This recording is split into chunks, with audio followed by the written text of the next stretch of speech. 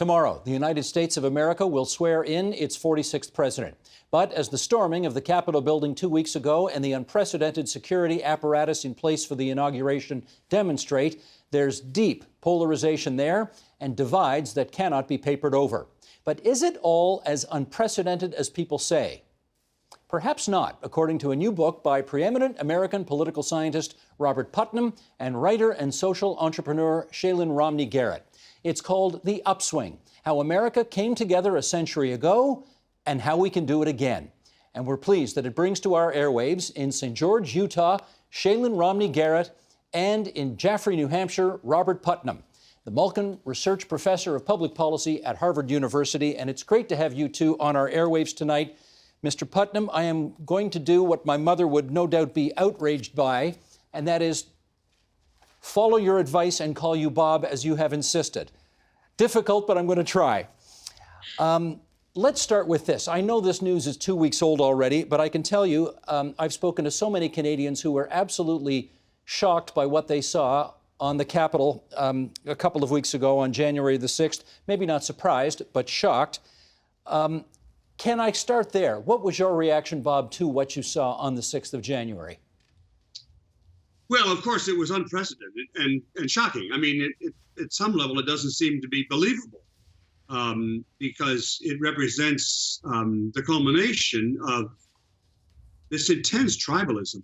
And of course, it's no doubt that Trump himself is responsible for a lot of this, along with the people who violently attacked the Congress.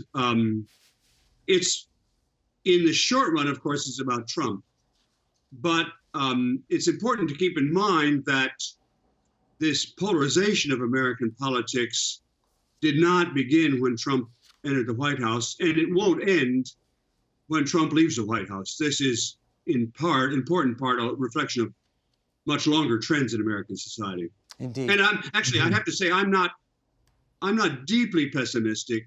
It's not going to turn on in the short run, but I think in the Biden administration is going to come in with more opportunities for making deals on policy issues than I think is widely understood.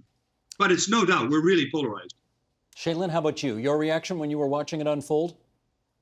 Yeah, so I live in southern Utah, one of the reddest parts of a red state. And so I'm surrounded by people who support Trump. I don't support him, but I see and hear the logic of the people who do. Of course, I'm shocked that it went as far as it did. But at the same time, in a way, this was sort of always the man that was going to push this far. And so, again, there is that not surprised and yet horrified at the same time. Bob, I was going to ask how it is possible that you're in New England right now, which is one of the bluest parts of America, and your co-author is from one of the reddest parts of America. How is it you two get along so well? We've been friends for a long time. Indeed, 25 years ago, roughly speaking, Shaylyn was a student of mine, and we've worked together on a variety of books. So we get along really well, and our outlook on a lot of the issues in this book is virtually identical. But we have the advantage that we're obviously of different generations, we're obviously of different genders, and we obviously live in very different parts of America. So we bring a kind of a stereoscopic view onto this set of problems that America is facing now and as you know, has faced before.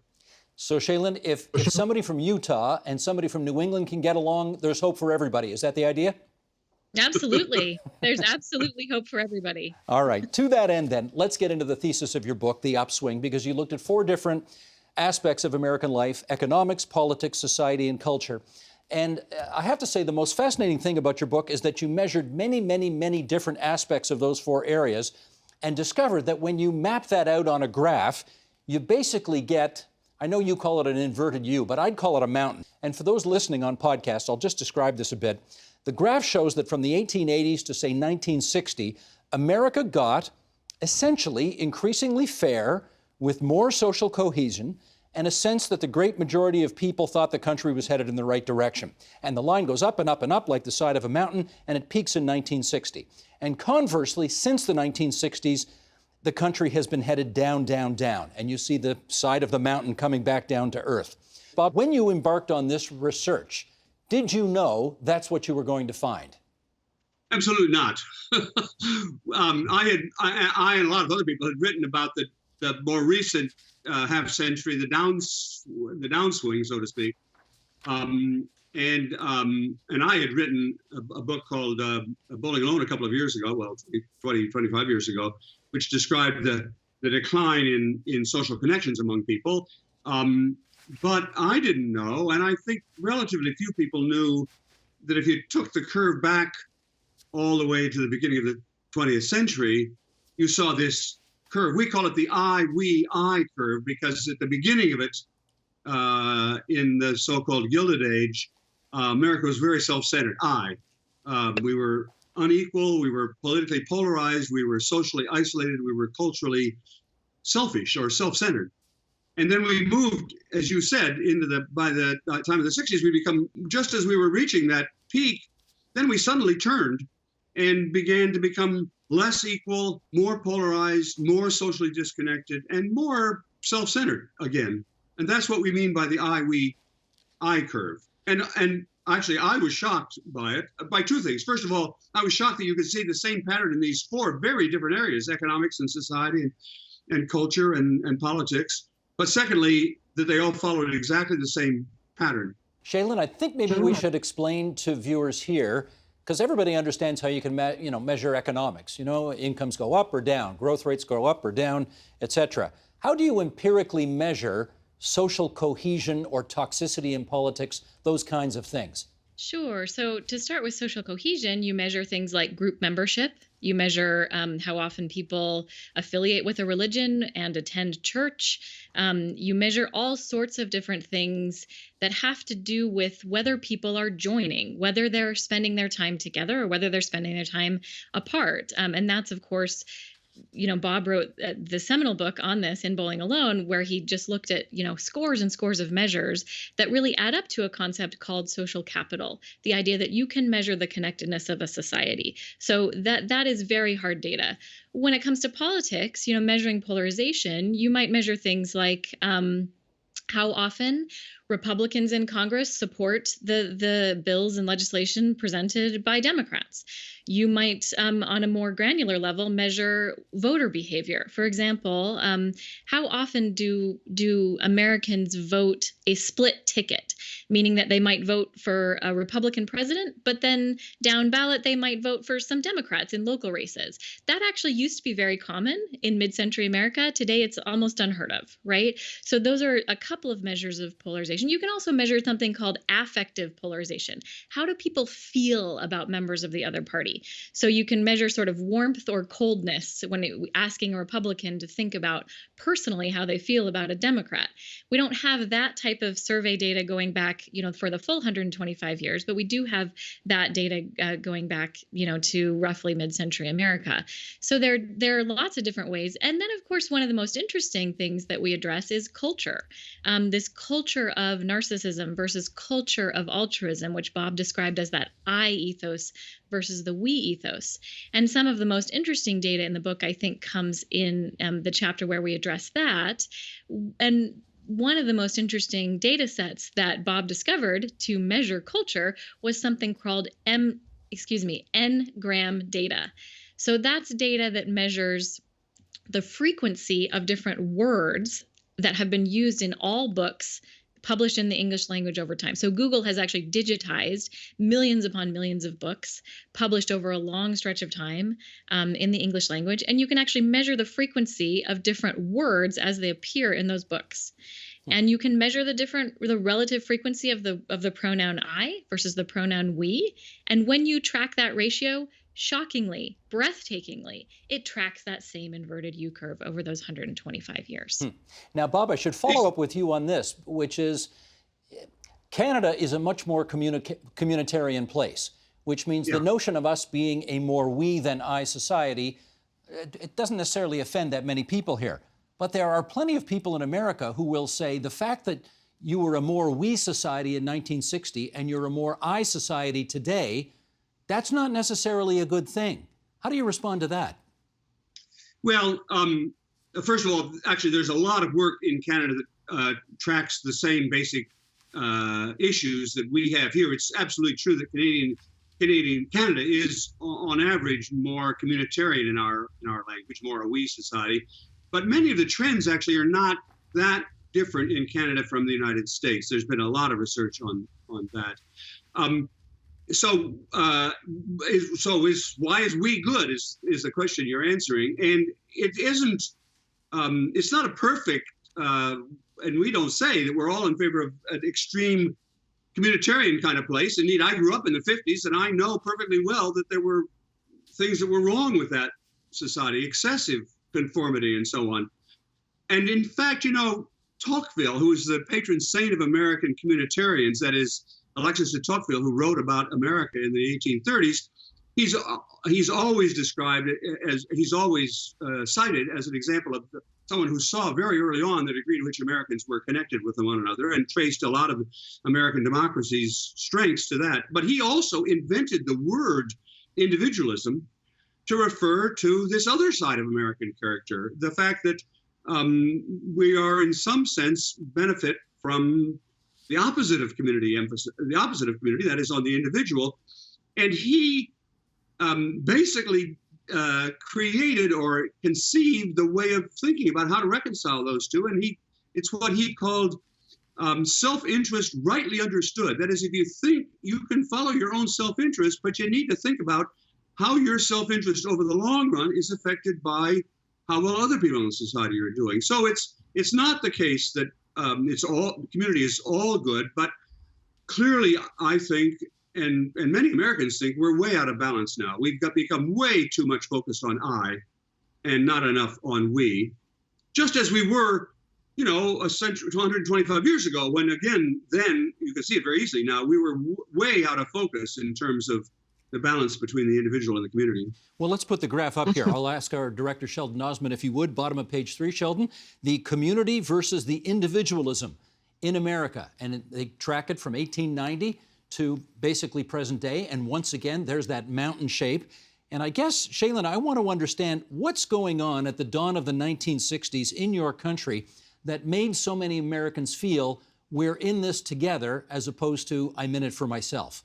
Well, I think it's less a question of what was happening at the dawn of the 1960s and more what was happening in the Gilded Age. I mean, because the 60s was really a culmination of a trend that was building over the course of 60 to 70 years, right? And so you can't just look at that mid-century America and go, oh, what was special about that?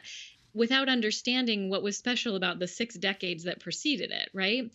And so I think it's really important to note that America, by hard measures, not just from a historical, sort of circumstantial perspective, but by hard measures, was in a very similar place to where we are today back in the 1890s during the last Gilded Age. Extremely, we had, back then we had unprecedented prosperity, economic opportunity, and personal freedom. But they came with extreme inequality, a zero-sum power struggle in politics, and extreme hyper-individualism in our culture, and a very lonely, isolated populace. And so then we turned the corner. A determined group of reformers decided that this was not true to the full range of American values, and they began to pivot the nation away from that I ethos and back towards we. So what we see in the 1960s is really a culmination of those 6 decades of turning it around. Well, we're a day in front of the inauguration of a new American president who's going to give his inaugural address. And, the guy who's interested in John F. Kennedy, as I am, would think 60 years ago there was a guy saying, ask not what your country can do for you, ask what you can do for your country. Bob, is that the culmination then, those lines in some respects of what Shaylyn was just talking about? Yep. Ironically, Steve, I was there personally. I was a college student at the time, and my then girlfriend, now wife of 60 years, or nearly 60 years, we were standing there. And I heard him say those very words. And actually, I'm 80 now, and the hair on the back of my neck is standing up because that was such an inspirational moment. It seemed like a reveille for a new age in America. But what we can see now, looking back historically, is that he was speaking at the very peak of this sense of community. And it was not reveille, it was taps historically. And it's very distressing. And we've got a long way to go before we can get back to that. I mean, I have great hopes for Biden, actually. And I think his inaugural address, it's not going to be as oratorically great as Kennedy's was, but I have great hope for him. But it'll be a long time. It won't be 6 months or even 6 years. It'll be 20 or 30 years before we can really get back to a more balanced position between the individual and the community. Couldn't be as good. He hasn't got Ted Sorensen writing a speech for him, right? That's right. Let's do a quote from your book here. The United States in the 1870s, the 1880s, and the 1890s was startlingly similar to today. Inequality, political polarization, social dislocation, and cultural narcissism prevailed, all accompanied, as they are now, by unprecedented technological advances, prosperity, and material well-being. The parallels are indeed so striking that the foregoing description could have been written virtually word for word about our nation today. Looking back to a time Mark Twain disparagingly called the Gilded Age turns out to feel eerily like looking in the mirror. Shaylyn, pick up on that if you would. How did you measure the fact that today so many people seem to be out for themselves? Well, we've talked a little bit about the statistical measures, but I think what was so striking for me, part of my job on this book was to look back at the historical record and go, okay, if we understand that statistically we were in the same place, what did that look like sort of in the lived experience of Americans? And it was really shocking, actually, to find the parallels. That passage that you read comes at the end of an, 15-page introduction in which we really detail in very granular fashion what America looked like. I mean, there was extreme inequality and class segregation. The economy was ruled by corporate monopolies. Workers were powerless to negotiate for themselves. Pollution was choking air and waterways. We had contaminated products in the marketplace. And then in politics, we were extremely polarized. Populism and socialism were becoming, attractive alternatives to the main two-party system. And there was a lot of cynicism about a rigged system. Does that sound familiar? I think so. We also, had extreme loneliness, disillusionment, and despair that manifested as consumerism, materialism, widespread drug and alcohol use, a sort of fevered pace of life. As well as, commentators foretelling disaster, saying this is the end of the American experiment, democracy has failed, and this is the end. But what's amazing was that none of those sort of doomsday prophecies turned out to be true. On the contrary, America entered a pivot that ushered in a 60 to 70 year upswing that took us to unprecedented heights of altruism, community, political comedy, and economic equality. It's really a breathtaking story. In which case, Bob, pick up on the story if you would. Who, or I was going to say what, but perhaps more accurately, who gets credit for ushering in that new era? Yeah, it's a very interesting story, I think, Steve. It's called the Progressive Era in American historiography. It's the period, roughly speaking, from 1900 to 1915, 1920. And there were a determined band of people who were much more, who were unhappy with what we've just described, unhappy with the inequality and the polarization and the self-centeredness and so on. And in the book, we try to pull out what are the lessons from that period that we can learn. For example, they were mostly young. The people, for example, Jane Addams, who famously founded the Hull House, the first settlement house in America, we think of her pictures of her when she's 70 or 80 and getting the Nobel Prize. But in fact, when she did the work, the important work, she was in her 20s. And that's true across the board. These people were young people. And that we think that is directly relevant to America today. That is to say, and we think it's not going to be people my age. It's going to be these younger folks like Greta Thun and the kids from the high school where the shooting took place in Florida and so on. Secondly, it was a very decentralized movement. The innovations that are really important came not from Washington and not from Harvard they came from small towns in the middle of America. And we think, again, that's relevant today. We think we're ripe for a period of experimentation, what one of the progressives called the laboratories of democracy at the state and local level, where people can try out different ideas, and some of them will be great and some of them won't. We think finally that another important lesson of that period that's relevant today is it wasn't the economic variables that led this crisis. We can look in detail actually to see, well, which is going first? What's the leading variable here? And it's not economics. Economics is, if anything, a lagging variable. It looks to us as though it's actually culture or morality. And I know that sounds a little, to some social scientists, it sounds a little, I don't know, airy-fairy, but it looks to us as though the crucial part of that turning then was that these people turned a hard eye on their own morality, because many of them were from the well-off sides, the well-off parts of society, and said, is this the kind of society that we want to live in? And I think myself, and Shaylyn and I both think, that an early indicator of whether we're going to be moving in that direction now will be whether we begin to think about our moral obligations to one another. And I'm hoping, of course, if you're not careful, this sounds a little, moralizing and sermonizing and so on. But I'm hoping that Biden will also call us to our better angels and get us to think one another about what we actually do owe one another in moral and social terms. Before we think of those better angels of tomorrow, though, I want to find out where they were 100 years ago, because in the midst of that progressive era, Shaylyn, we had a resurgence of apartheid, let's call it that. It's the Jim Crow situation, basically, in the Deep South. And how do you reconcile that sort of move up the mountain towards greater social cohesion with, at the same time, that kind of appallingly racist resurgence? Sure. I mean, when we look at this period, there are a lot of positive lessons that we can draw from it, and those are the ones that Bob was outlining, and there are others.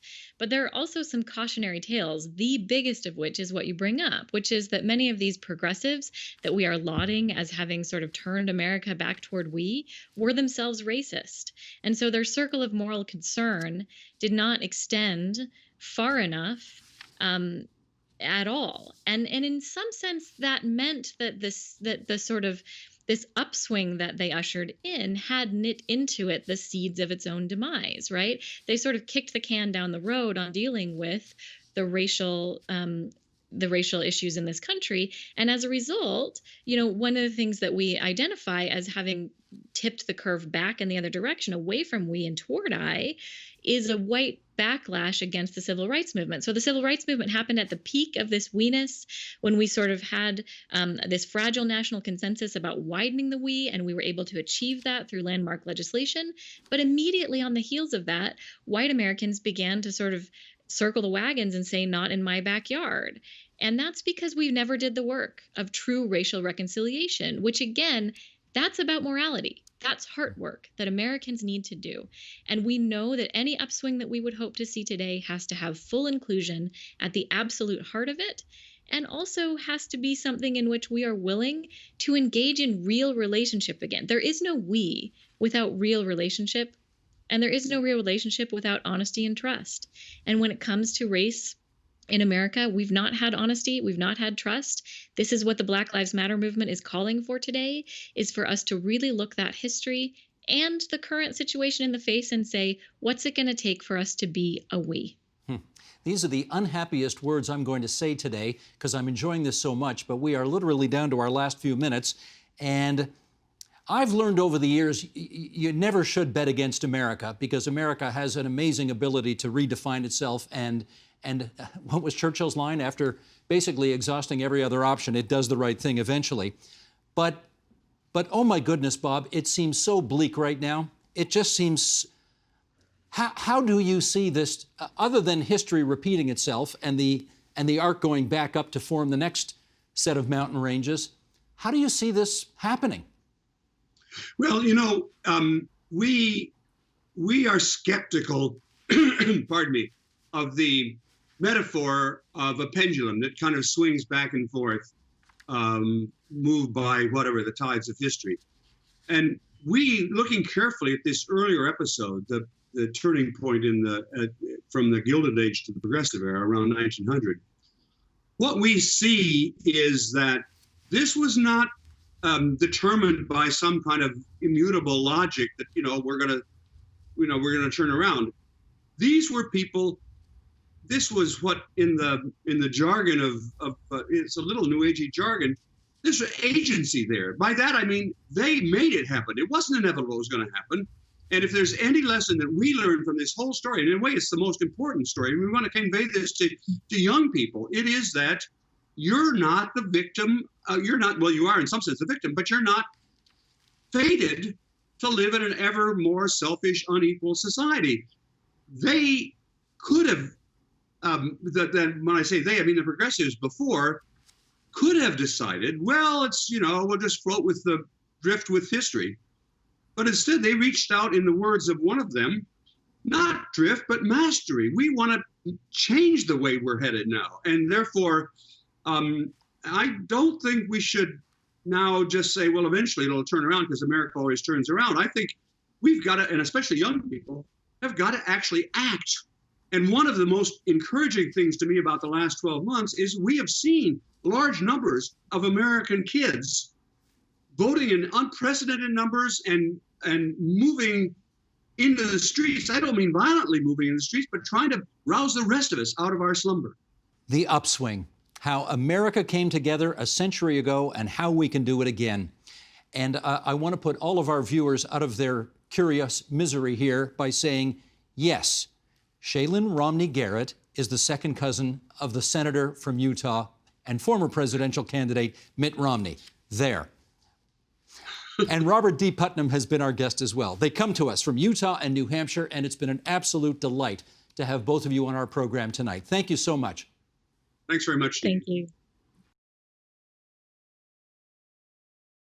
The Agenda with Steve Paikin is brought to you by the Chartered Professional Accountants of Ontario. CPA Ontario is a regulator, an educator, a thought leader, and an advocate.